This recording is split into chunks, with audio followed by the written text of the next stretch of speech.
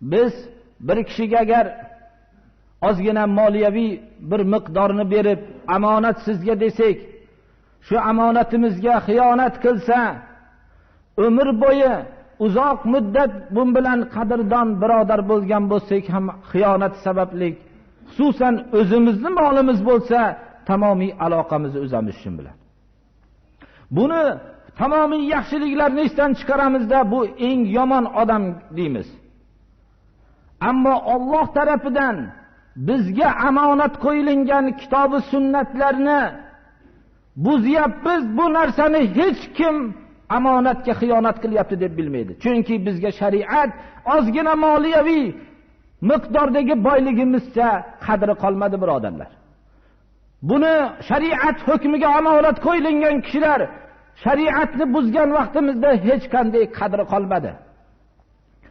Balki shu darajada tubanlashdikki, mabodo islom ummatiga bironta shunday amonatli kishini Alloh nasib qilayotgan bo'lsa, biz shuni haqqida dunyoda eng yaramas odam qolmagandek, shundan boshqa yaramas odam qolmagandek shuni yomonladik.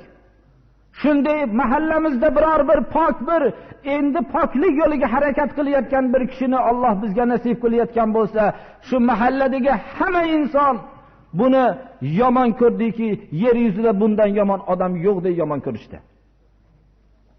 Bunday millatga Allohning nusrati kelmaydi. Bunday tuban millatga Allohning yordami hayb bo'ladi. Bunday millat albatta xor bo'ladi. O'zining haq farzandlarini tanimagan millat hech qachon xor bo'lishlikdan boshqasiga yaramaydi. Shariat hukmi bizlarga oddiy bir boyligimizcha bo'lgan qadr qolmadi birodarlar.